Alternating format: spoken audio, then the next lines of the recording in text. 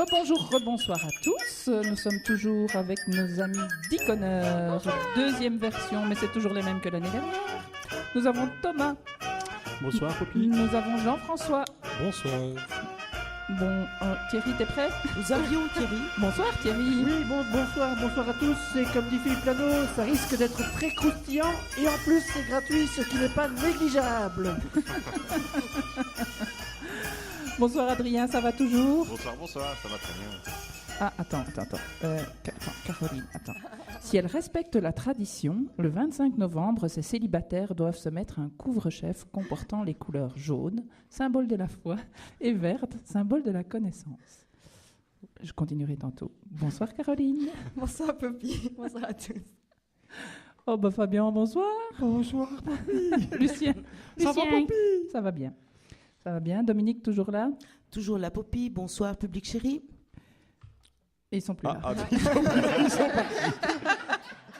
Il n'y a plus de public Depuis, il chéri. y a Là, eu ils sont un partis. incendie entre les deux émissions. Plus de public Le chéri. public n'est plus là, mais Peggy est avec nous. Pour ceux qui ont raté la première partie, eh bien, on va aller un petit peu plus dans le détail. Peggy, figurez-vous, a grandi sur une péniche. Ça, quand même, c'est assez... Je peux le refaire, qu'on a grandi tous sur On a un tous péniche. un péniche. De Peggy 38 a mètres. grandi sur un péniche. Et quand elle était petite, figurez-vous, parce que, bon, apprendre à marcher sur une péniche, c'est pas facile. Il y a quand même eu un petit... Il la perdait souvent. Ça a pris 15 jours pour qu'elle marche un peu, parce qu'à chaque fois, il la perdait. Donc, Bon, on va arrêter, on va dire bateau. Long bateau lourd, non? Je m'enfonce. Allez, ça suffit. Hein. Dans le Paquebot. jargon batelier, on appelle ça un 38 mètres. Voilà, un 30... Tu sais, Poppy, Poppy, que faire- la seule personne avec qui tu peux dire qu'on peut marcher sur une péniche, c'est Damien Abels, en fait. Hein. Bon alors, il s'appelait le Ténacité, ce On peut 38 plus. mètres. On ne peut plus prononcer le nom.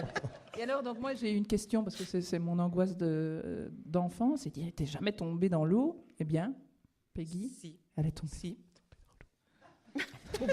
Elle Et est ben voilà, tombée on dans est très contents de ça. Peggy, raconte-nous comment t'es tombée dans l'eau. Visiblement, on l'a repêchée. Oui. Bon, Mon alors. père m'a repêché. Non, allez, sérieusement, comment Avec ça un se passe? hameçon de 350 grammes. C'est à peu près ça. Ouais. En Non, allez. fait, on voyageait et maman conduisait le bateau et papa me dit on va laver le bateau ensemble. Et alors, il m'avait donné un petit seau avec une grande corde qu'on appelle une tinette. Et il m'avait dit, écoute, tu dois te mettre à l'avant du bateau, bien te tenir, et tu lances la tinette pour récupérer l'eau, mais tu te tiens bien parce que tu risques d'être emporté par le courant.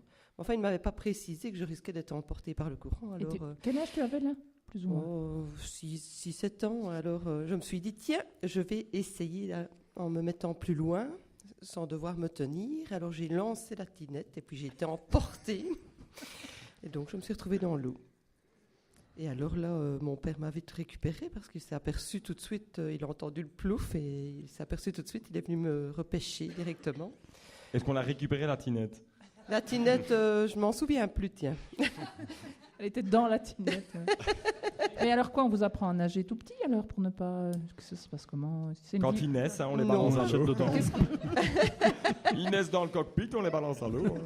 Mais non, Oui, mais allez- j'ai les mains et les pieds palmés. Hein,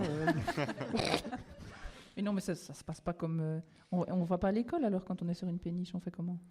Non, je suis pas allée en maternelle. Je n'ai pas connu l'école maternelle. Je suis rentrée à l'école à 6 ans et alors, là, c'était moins gai parce que j'ai dû connaître les joies de l'internat. Ah oui, l'internat. Et quoi, il y avait d'autres enfants de batelier? Oui. Et c'était Oui. quel internat? Alors, c'était le bel internat de Thoin. Hein. Je logeais dans les bâtiments de Notre-Dame, hein, dans des alcôves. C'était Chez les très sœurs de agréable. Notre-Dame. Oui. Visiblement un très très bon souvenir. Excellent. Excellent. Et alors, j'étais en primaire au Sacré-Cœur et je devais porter le tablier bleu des internes. Donc, les internes, on avait tous un beau tablier bleu. Comme ça, on savait que vous saviez nager, quoi. Vous. Voilà, exactement. En cas d'inondation, on savait que vous pouviez sauver tout le monde. Et moi, ce qui m'impressionnait quand j'étais petite, quand même, c'était ce prénom spécial Peggy. Cécile, je suppose que tu t'en souviens, mais chez les Guines, ça nous paraissait bizarre de s'appeler Peggy. Et quand même, j'ai regardé le prénom Peggy sur Internet, et l'année où tu es née, Peggy, Sur toute la France, il y en a eu 6. mais- Et toutes les 6 Ils sont dans le tous Nord, tombés à l'eau. Tous toutes les les- autres sont tombés à l'eau. On ne les a jamais récupérés. quand même pas beaucoup, 6 Peggy sur toutes. Et toutes les 6 dans le Nord Pas-de-Calais. Peggy. C'était bizarre, je trouvais. Pourquoi on t'a appelé Peggy? Ben, simplement parce que mes parents étant bateliers, comme nous le disions tout à l'heure, ils voyageaient beaucoup sur la France et sur la Hollande. Et alors, en Hollande, on entendait plus couramment le prénom Peggy. Et maman aimait beaucoup la prononciation du prénom à la manière néerlandophone. Et, C'est comment la manière néerlandophone? Peggy? Je ne sais plus.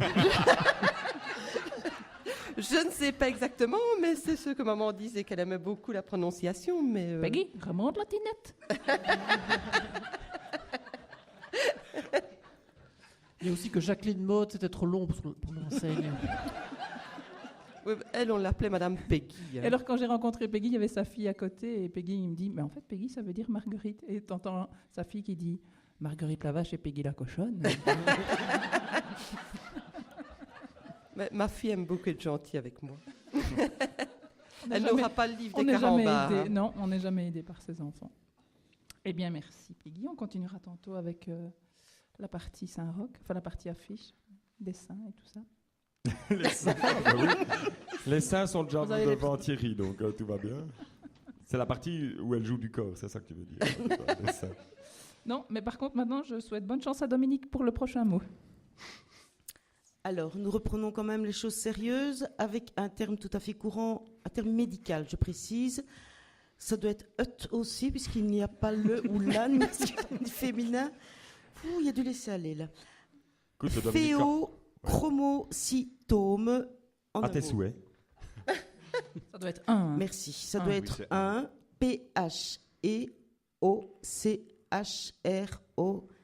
P-H-E-O-C-H-R-O-M-O-C-Y. Vous pouvez m'interrompre si je prolonge. Motus. T-O-M-E. Thomas. 8 lettres.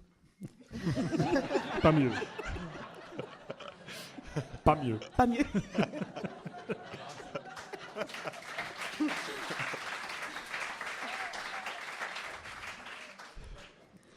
Je dois vous avouer que quand j'ai découvert ce mot dans le SMS envoyé par notre cher maître des mots Fabien, Si je suis SMS. resté perplexe, très perplexe. Je me suis demandé s'il l'avait écrit en phonétique, comme c'est la mode pour le moment, ou si c'était un problème de T9, vous savez, ce dictionnaire automatique qui se trouve dans les téléphones portables. Je ne savais pas. Ben, revenons à notre mot. Mot que d'ailleurs j'essaierai de me prononcer le moins souvent possible afin de ne pas fourcher dessus. Comme je fais pour toutes les définitions que l'on me donne au dicotoin, avant de commencer, je vais vite voir sur Internet ce que le mot veut dire. Je lance donc Google et j'ai lu la définition sur Wikipédia. C'est bien simple, j'ai strictement rien compris. Enfin si, à ce moment-là j'ai compris un truc. Fabien, notre maître des mots, s'est servi d'un téléphone portable et je ne sais pas ce qu'il a fumé pour nous donner un mot pareil, mais ça devait être de la bonne, de la très très bonne. Afin que vous puissiez vous faire un avis, voici la définition Wikipédia. Un phéochromocytome est une affection tumorale, parfois maligne. Cette tumeur se développe à partir des cellules chromaffines de la médullosurrénale.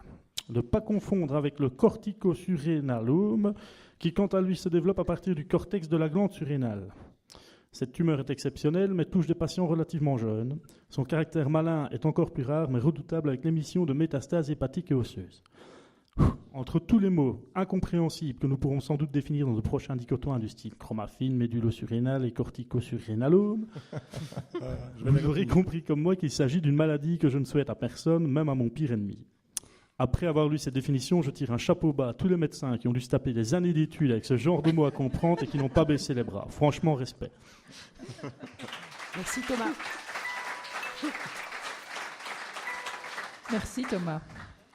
Adrien, qu'est-ce qu'un... À tes souhaits, Dominique. Merci. Bonjour monsieur, excusez-moi de sonner à votre porte. J'ai un problème avec ma voiture, j'ai un phéochromocytome. Hein? Mais qu'est-ce que vous racontez? Un phéochromocytome. Je suis en panne, quoi. Ah, vous êtes en panne. C'est vraiment pas de peau. Et je peux vous aider? C'est pas un problème de peau.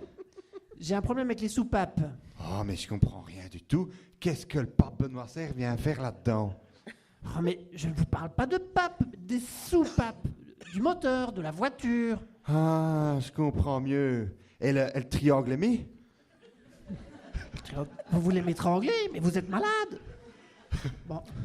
Vous avez le téléphone, que je puisse appeler quelqu'un pour Elisabeth? Pour Elisabeth? Oh, mais monsieur, je ne comprends vraiment rien du tout, hein. Elisabeth, c'est le nom de ma voiture, quand elle a un phénochromocytome. Quand elle grince, elle couine, Elisabeth. Ah.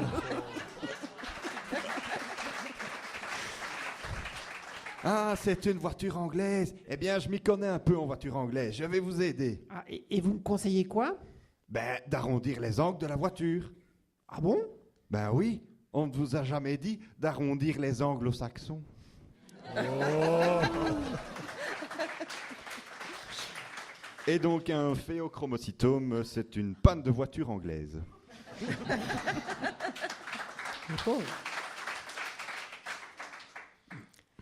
Merci Adrien. Jean-François, qu'est-ce que c'était encore? Le phéochromocytome. C'est exact, oui. Je ne voudrais pas faire dans le déjà vu, le classique, l'éculé, mais je vais céder, cher public, chers auditeurs, chers internautes. On peut rêver un peu, il doit tout de même bien y en avoir un ou deux qui nous réécoutent sur YouTube. Je vais céder, disais-je, à la tentation facile de vous servir la deuxième partie de ce petit meilleur d'eux de ce qui m'a marqué cet été. Une découverte, le boson de Higgs. Ah. Enfin, on en est sûr à 99,99 997%. C'est un truc qui va très très vite comme Jackie X.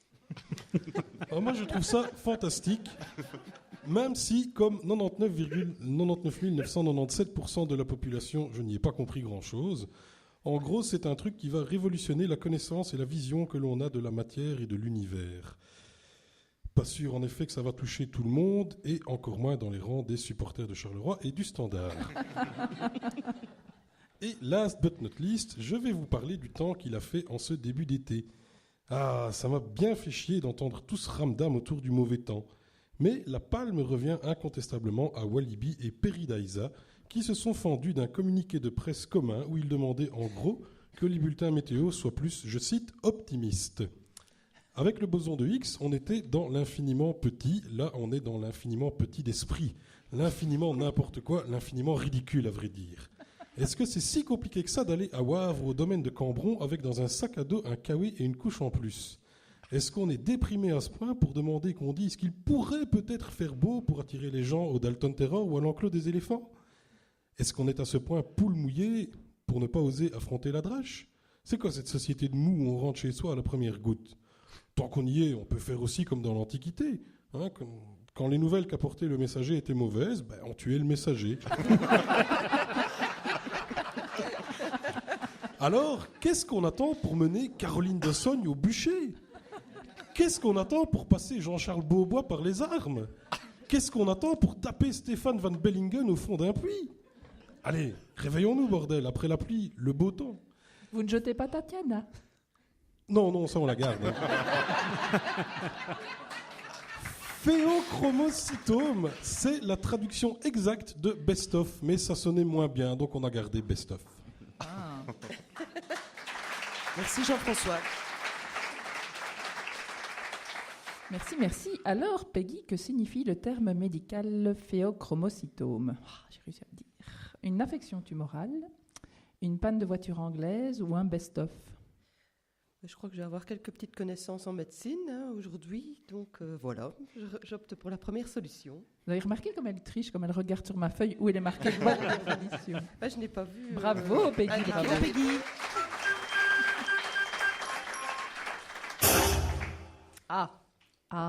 Un petit jeu maintenant. Un petit jeu maintenant. Et le jeu du qui a dit, organisé par notre ami Thierry. Et c'est boîte. Qui a dit quoi? Le but de ce jeu est de retrouver l'auteur réel des citations, et ce, le plus rapidement possible. Ne réfléchissez donc pas trop, c'est toujours le troisième.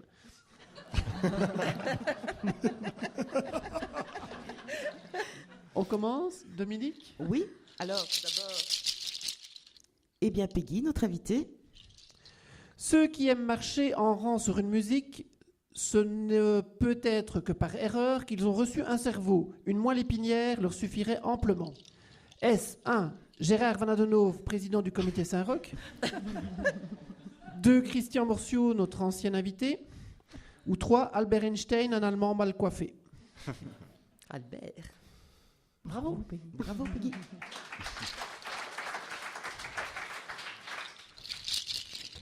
Thomas? Qui a dit: on a beau dire qu'on aura le temps des cerises avec celui des noyaux, cela fera toujours tout de même chaud au cœur. Est-ce 1. La jeunesse biarsoise à l'enterrement de la tarte? 2. Jacques Muset, grand chancelier du tasse cerise, regardant les confréries assises sous le saule pleureur de la ferme de la cour il y a 2 ans avant que la branche ne casse? Ou le directeur du Nouvel Obs après l'élection de François Hollande? Je dirais la 3. Bravo.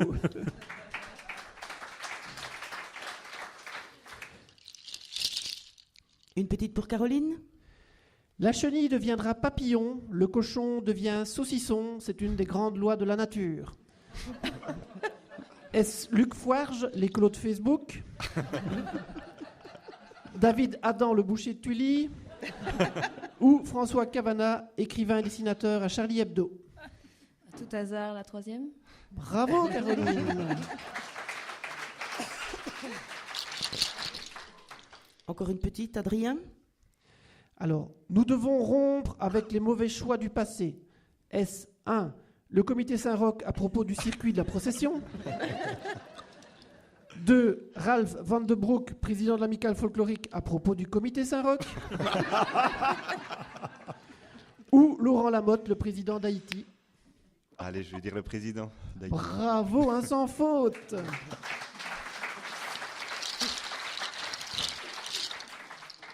Ah là là, merci Thierry. Tiens, Eh Thierry, bien, j'ai une question pour Thierry. Oui. Tu les rends au magasin en fait, après t'es sous une machine que tu les laisses dans les emballages. C'est pour ne pas les Tu les loues quoi. C'est sa femme qui veut pas Oui, parce qu'il que les chaque fois, c'est déballe. des différents. Tant qu'il les déballe pas, il part pas à l'école Oui, parce et qu'il au les- boulot avec. Alors, C'est vrai, pourquoi tu ne les déballes pas? Tu vas les offrir après, en fait.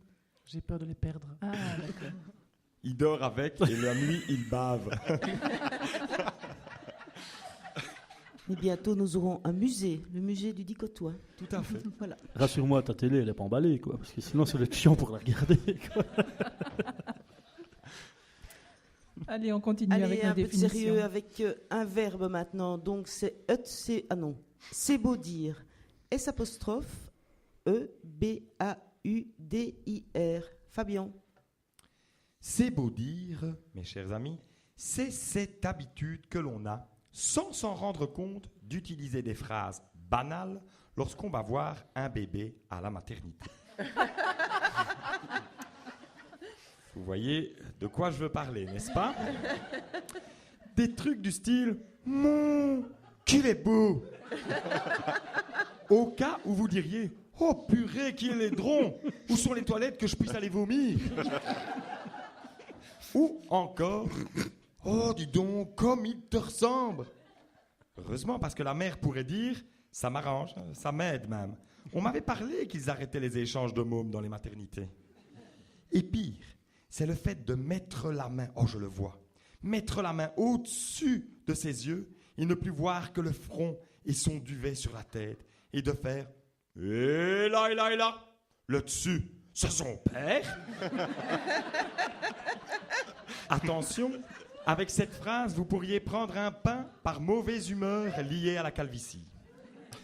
Mais oui, c'est Gérard. Mais c'est toi ça? C'est toi ça? Les grands pieds, c'est toi ça? Et les plis là? Ouais, ça c'est son grand-père. Hein? Et le must du must, c'est de se retourner sur la mère et de dire « Alors, tu es contente ?» Et qu'elle vous réponde « Non, non, non. Non, non, non, non. En fait, je crois que celui-là, c'est pas le bon. D'ailleurs, je pense que je vais le noyer et essayer un autre. » Bref, c'est beau dire, c'est le contraire de la fermer quand c'est pas nécessaire, ma petite Poppy.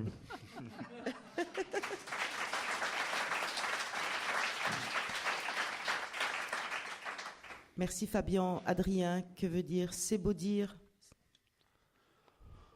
Salut Grincheux, Salut prof.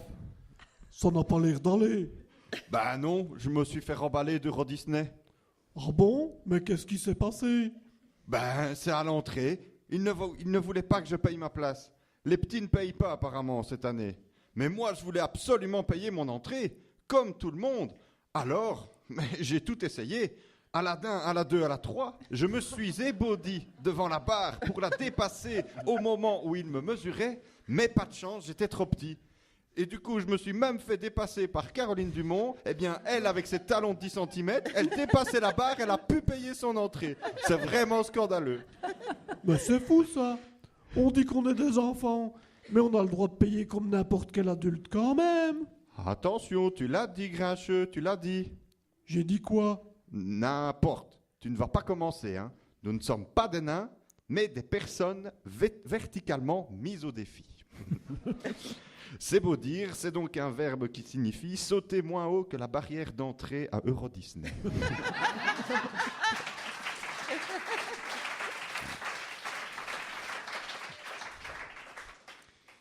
Merci Adrien.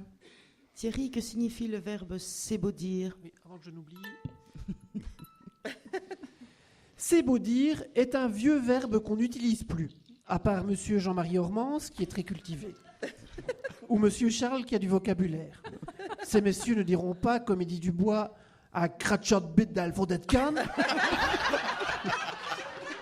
mais utiliseront plutôt l'expression péché de la chair.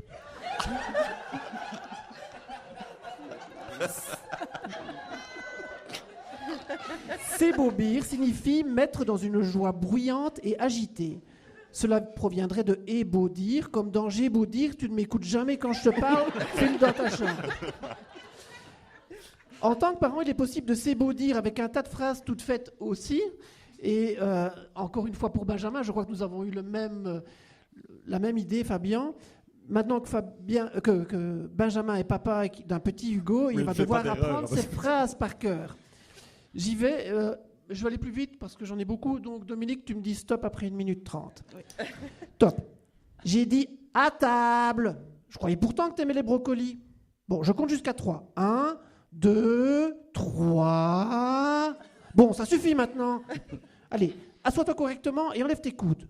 À lève de te balancer une chaise à 4 pieds et puis tiens-toi droit. Tu t'es lavé les mains?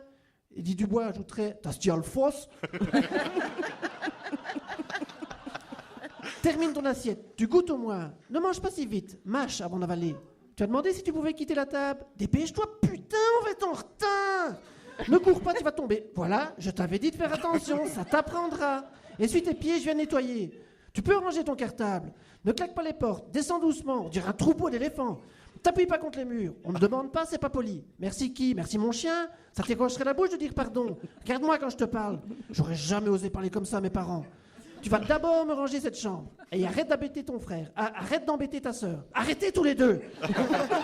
Ne mets pas tes doigts dans ton nez. Dans tes oreilles. Dans ton...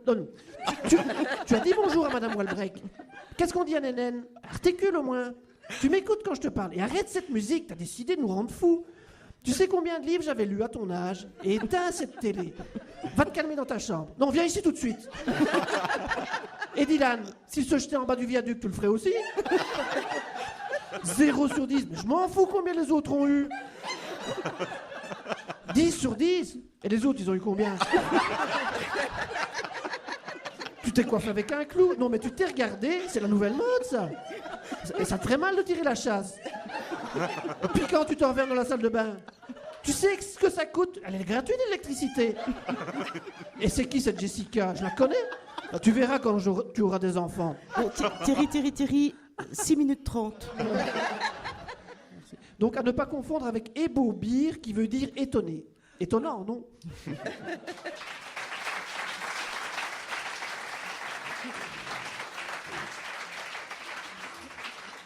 J'ai déjà mal aux joues. Faut arrêter les vitamines, hein, Thierry. Vous allez m'aider, hein, parce que là, j'ai pas suivi. Hein. Donc, Fabien, ça va? C'est le contraire de... Ça va bien, et toi? De la fermer quand c'est pas nécessaire. Adrien, j'ai pas noté. C'est quoi, Adrien? C'est beau dire. Sauter moins haut que la barrière d'entrée à Euro Disney. Voilà. Et Thierry, mettre dents, j'ai écrit et puis j'ai commencé à rire. Et puis Thierry, c'est la bonne définition. Euh, Qu'est-ce que Peggy, c'est d'après alors, toi c'est beau dire, Peggy? Oh, c'est difficile. Mettre dans une joie agitée et bruyante. Ah, mettre dans une joie... tu vois, j'avais bien écrit mettre dans une joie agitée et bruyante. Mais restons joyeux. Alors. Oui, oui, oui. Bravo, Peggy.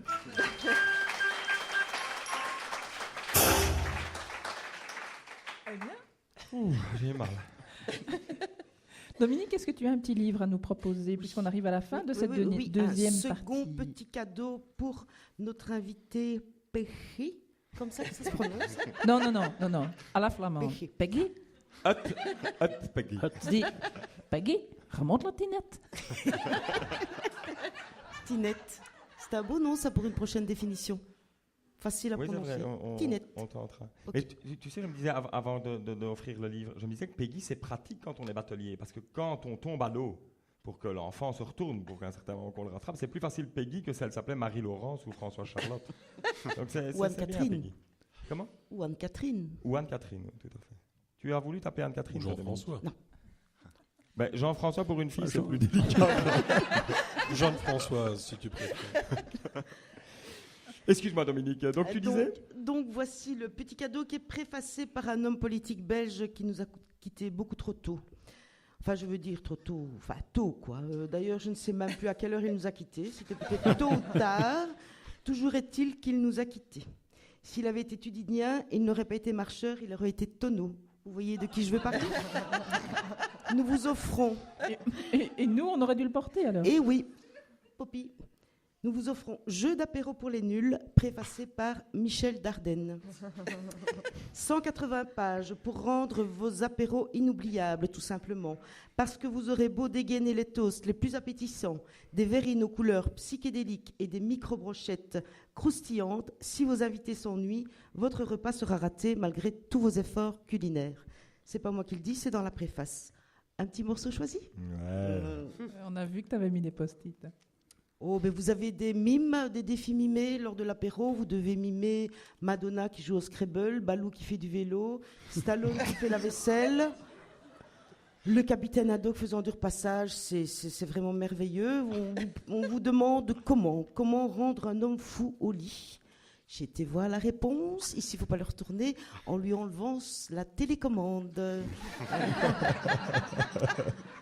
Pourquoi est-ce que la plupart des femmes conduisent mal? Parce que la plupart des professeurs d'auto-école sont des hommes. Vous avez aussi des questions à choix multiples. Quel grand séducteur Molière met-il en scène dans l'une de ses pièces de théâtre? Don Juan, Julio Iglesias, Casanova, Paul F. Et voilà, vous avez toute une série comme ça de petits jeux. Et eh bien, finalement, je vais le garder. Je vais le garder. Et je crois que ma fille sera contente d'ailleurs. Comme je ne suis pas une as en cuisine, je le garde. Et je vous offre quand même le ciné-télé-revue de cette semaine. Malheureusement, il n'y a pas les derniers décès de la politique belge, mais nous avons le duo de charme de la rentrée.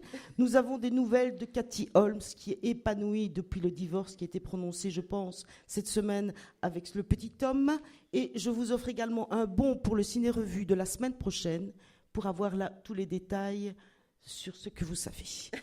Attends, voilà, Peggy. Attends, il y a quand même le mentaliste aussi. Hein, écoute. Je connais pas. Elle ne connaît pas le mentaliste. Ah, Dominique. On te le présentera. Eh bien, voici venue la fin de cette deuxième partie. On va faire un petit break. Déjà. Merci à tous mes amis d'Iconeur. Peggy, tu reviens dans 20 minutes? Oui, ça va, je vais bien revenir. On se retrouve dans 20 minutes, oui. Oui, d'accord, j'ai une invitation à lancer. On m'a demandé de vous inviter au souper africain et avec des tam-tams, et ça, djembé. C'est le 5 octobre 2012 et je vous dirai pas où. Non, c'est parce que c'est une salle d'un parti politique et on avait dit qu'on faisait pas de politique cette fois-ci. C'est rue de la Gare du Nord, numéro 5, à toi. Oh, ce sera sympa. Oui, c'est le 8 septembre. Non, mais Thierry, il ira le 5 octobre. Il a un truc le 8 septembre, donc il peut pas aller, donc il ira le 5 octobre. C'est le 8 septembre et c'est au profit de quelque chose de très sympa et très chouette. C'est organisé par une infirmière. Il y a Tu du n'as poulet, peut-être il y pas a la- ça, il y a un dessert, même un apéro. Oui, voilà. C'est pour tout un tas de choses. Vous Une pouvez aller- SBL, Action Sénégal, donc c'est en Afrique. Vous pouvez aller sur le site du centre culturel, à mon avis, vous trouverez les informations précises. Merci, Poppy. Merci et à tantôt. Merci, public aimé, adoré. Voilà. Au revoir, au revoir, au revoir, au revoir.